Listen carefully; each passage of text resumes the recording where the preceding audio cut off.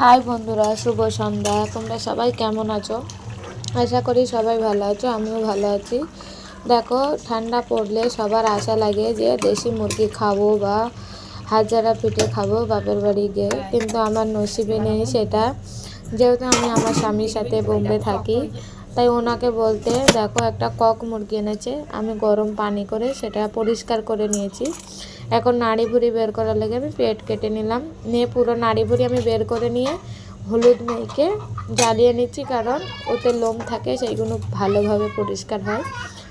দেখো, মুরগিটা ছিল মহিলা, তাই ডিম ছিল পেটে, একটা বড় ডিম আছে, 3টে ছোট।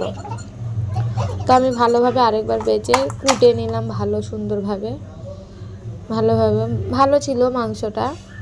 জানি না কত নিয়েছে, কারণ আমি জিজ্ঞেস করিনি।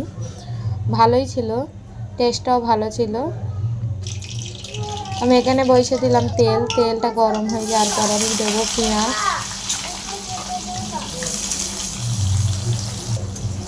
পেঁয়াজ হওয়ার পরে আমি ভালোভাবে নেড়েচেড়ে দিয়ে দেবো এখন মশলা।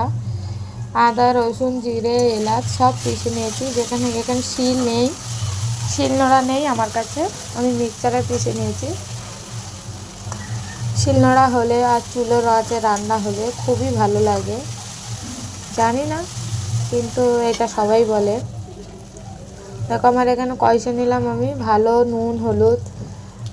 এখন দিয়ে দেবো কাশ্মীরি লঙ্কা, লাল হওয়ার লেগে তরকারিটা। আবারও পানি দিয়ে দিলাম, ও মিক্সচার ধোয়ার পানিটা, যেহেতু মশলার পানি কাঁচা বেলায় দিলে গন্ধ করবে। আবারও কষে নিলাম। দেখো, তেল ছেড়ে দিয়েছে মশলাটা। তেল ছাড়ার পরে আমি এখন দিয়ে দেবো মাংস। যদি ভিডিওটা ভালো লাগে একটা লাইক করে দেবে, যদি না ভালো লাগে স্কিপ করতে পারো। যেহেতু আমি নতুন ভিডিও করছি, তোমাদের নাও ভালো লাগতে পারে, সেটা তোমাদের ওপরে। আমি এখানে ভালোভাবে কষে নেব, সুন্দরভাবে কষে নিচ্ছি।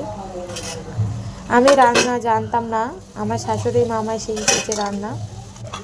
উনি এরকম রাঁধে, তাই আমি ওনার কাছ থেকে শিখেছি। যেহেতু উনি বয়স্ক মানুষ, ভালো রাঁধে। আমার অতটা ওনার মতন হয় না, কিন্তু ভালো হয় অল্প অল্প। এখন তো একটু হয়, আগে মোটে হতো না। উনি শিখেছে আমার। মুরব্বী মানুষের মতন কোনো দিন হয় না, কিন্তু চেষ্টা তো করতেই পারি। যদি তোমাদের ভিডিওটা ভালো লাগে একটা লাইক করে দেবে। এখানে আমি টেস্ট করে নিলাম নুন হয়েছে কিনা। সব ঠিক আছে, কিন্তু একটু শক্ত, ভালো লাগছে কিন্তু।